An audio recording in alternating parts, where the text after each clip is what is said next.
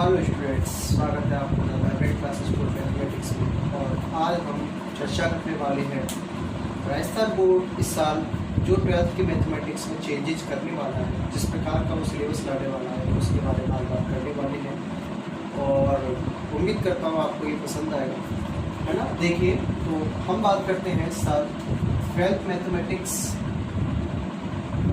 के लिए।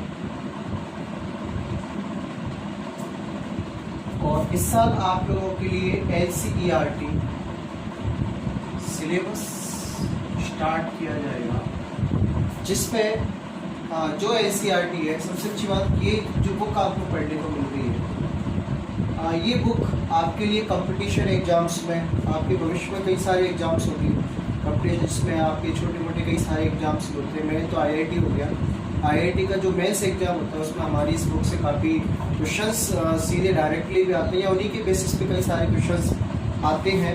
तो आपको ये सारी चीज़ें यहाँ से सीखने को ज़्यादा अच्छे तरीके से मिलेगी।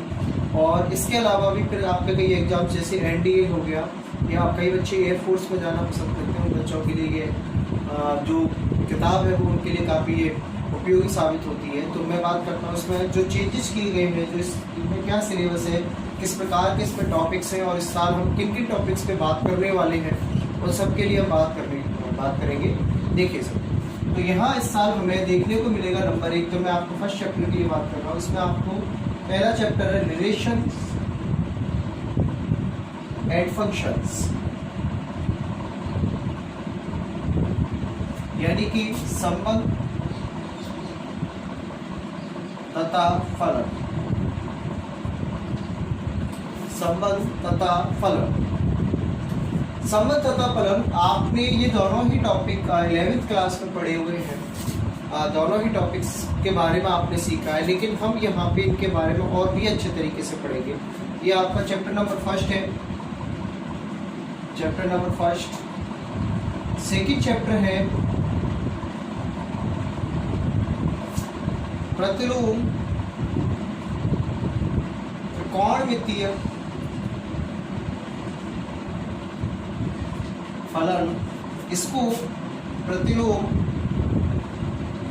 वृत्तीय फलन भी कहते हैं। Inverse trigonometric functions, inverse circular function भी इसको कहा जाता है। हाँ, इस टॉपिक्स में हम त्रिकोणमिति, जब हम रिलेशन एंड फंक्शन पढ़ लेते हैं, संबंध तथा फलन पढ़ लेते हैं, तो फलन में एक टॉपिक आता है प्रतिलोम फलन। और जब हम इस टॉपिक के बारे में बहुत अच्छे से समझ जाते हैं, तो हम त्रिकोणमिति फलनों में उनके किस प्रकार प्रतिलोम फंक्शन बनते हैं, किस प्रकार उनके प्रतिलोम फलन बनाए जाते हैं, और किस तरीके से उनके प्रांत पार्सल होते हैं, या उनसे रिलेटेड जो भी क्वेश्चंस होते हैं हम उनको यहाँ पे सॉल्व करना सीखते हैं। इन क्वेश्चनों को सॉल्व करने के लिए कई सारे आपको फॉर्मूले देखने को मिलेंगे, और कई सारे टॉपिक्स कुछ ऐसे भी होंगे जो थोड़ा सा टिपिकल लगते हैं, लेकिन ऐसा कुछ भी नहीं है। हम कोशिश करेंगे आपको इसे अच्छे तरीके से समझाने की, और जितने भी सारे फॉर्मूले हैं उनको बहुत अच्छे से तैयार करने के, उनके बनाने के तरीके सिखाने के, और उनको याद करने का भी, और उनसे रिलेटेड जो भी क्वेश्चंस मिलेंगे आपको उनको वहाँ पे यूटिलाइज करने के लिए आपको कोई दिक्कत नहीं है। अगला टॉपिक्स आपको मिलेगा चैप्टर नंबर 3,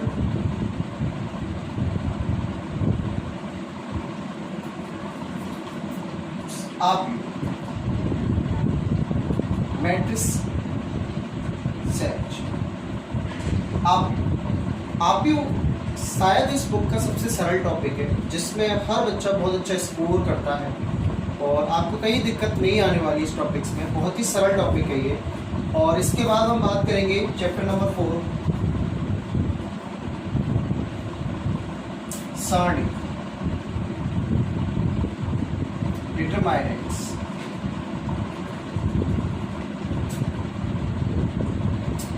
आपियों को समझने के बाद सारणी को समझना जरा आसान हो जाता है। और सबसे पहली बात, हम यहाँ पे कई बच्चे मिस्टेक करते हैं, आपियों और सारणी को एक ही तरीके का समझ लेते हैं, लेकिन ऐसा कुछ भी नहीं है, दोनों बिल्कुल अलग अलग है। हाँ, सारणी को आपियों का भाग कहा जा सकता है, लेकिन ऐसा कुछ नहीं है, दोनों एक अलग अलग तरीके के, क्योंकि ये एक अरेंजमेंट होता है, एक व्यवस्था है अवयवों को रखने की, और ये अवयवों को एक व्यवस्था में रखने के बाद उनका किस प्रकार मान ज्ञात किया जाता है, ये सारणी इस तरीके से हम बात करेंगे। तो ये 4 टॉपिक्स हैं हमारे पास। और उसके बाद चैप्टर नंबर 5,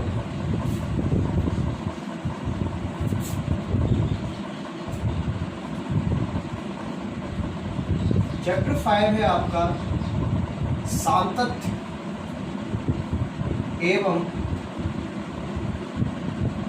अवकल्यता। सांतत्य एवं अवकल्यता, कंटिन्यूटी एंड डिफरेंशियबिलिटी। ये आपके अवकलन की स्टार्टिंग हो जाती है। यहाँ से आप अवकलन गणित को करना स्टार्ट कर देते हो और इस टॉपिक के लिए आपको बहुत मेहनत करनी पड़ती है, आपको बहुत प्रैक्टिस करनी पड़ेगी। आपको कहीं वैसे दिक्कत नहीं आएगी, लेकिन बहुत सरल लगेगा ये आपको। अगला टॉपिक हम बात करेंगे चैप्टर नंबर 6। चैप्टर नंबर 6 है जब हम अवकलन करना सीख जाते हैं। जब हम अवकलन करना सीख जाते हैं तो हम उनके अनुसार किस प्रकार उनका अनुप्रयोग करते हैं, उनके अनुसार बनने वाले क्वेश्चंस जो होते हैं उनको अपन कैसे सॉल्व करते हैं, उनको अपन सीखेंगे। तो अगला जो चैप्टर नंबर 6 है उसका नाम है अवकलन के अनुप्रयोग। इसको हम शॉर्टकट में AOD भी कहते हैं, application of derivatives, application of derivatives. और इसी के साथ आपकी जो पहली किताब है NCERT की वो समाप्त हो जाती है और इसके बाद हम दूसरी किताब स्टार्ट करते हैं चैप्टर नंबर 7 से। किस प्रकार है वो देखिए आप।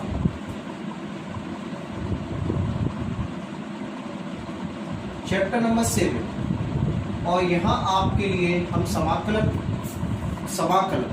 यहाँ पे आप 2 प्रकार के समाकलन पढ़ते हैं। एक होता है अनिश्चित समाकलन, इसे हम समाकलन गणित भी कहते हैं। और फिर हम इसी में पढ़ते हैं निश्चित समाकलन।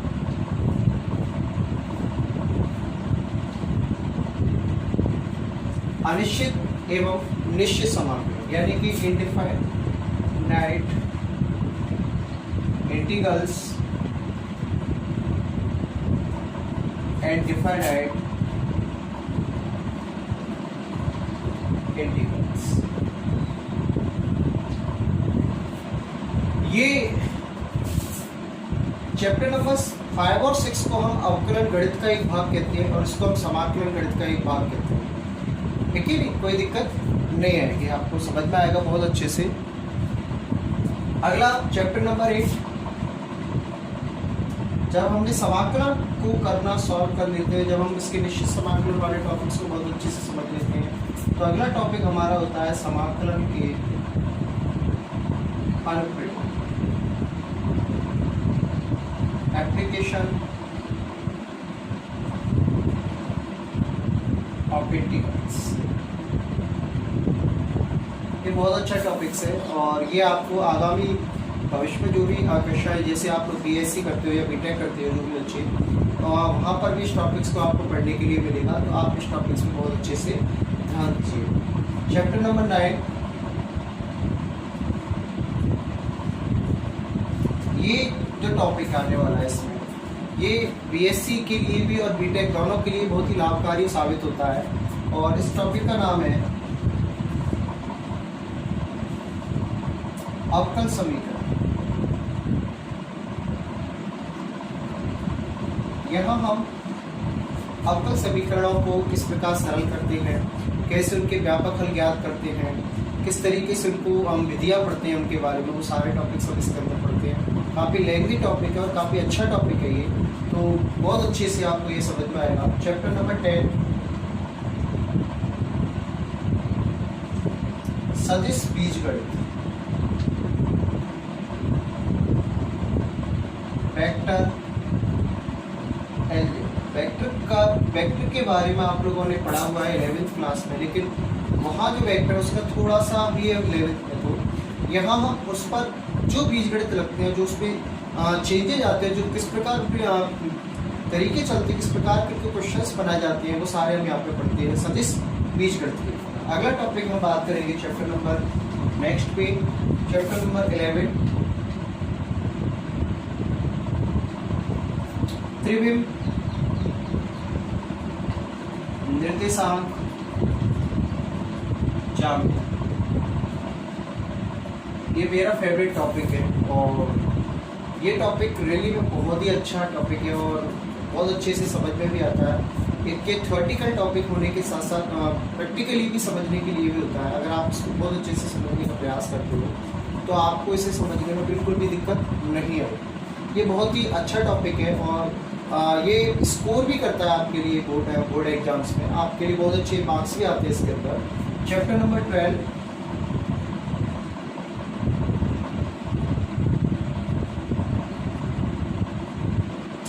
रेखिक प्रोग्रामर समस्या, लीनियर प्रोग्रामिंग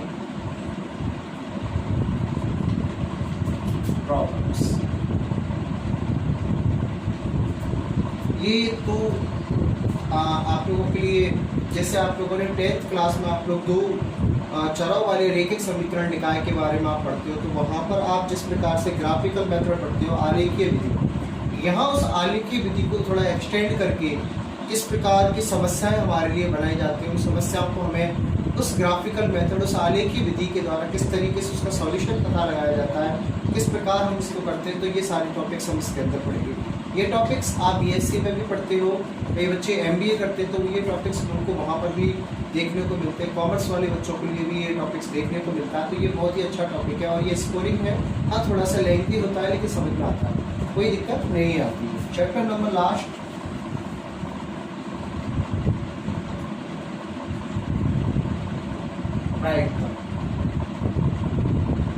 प्रोबेबिलिटी।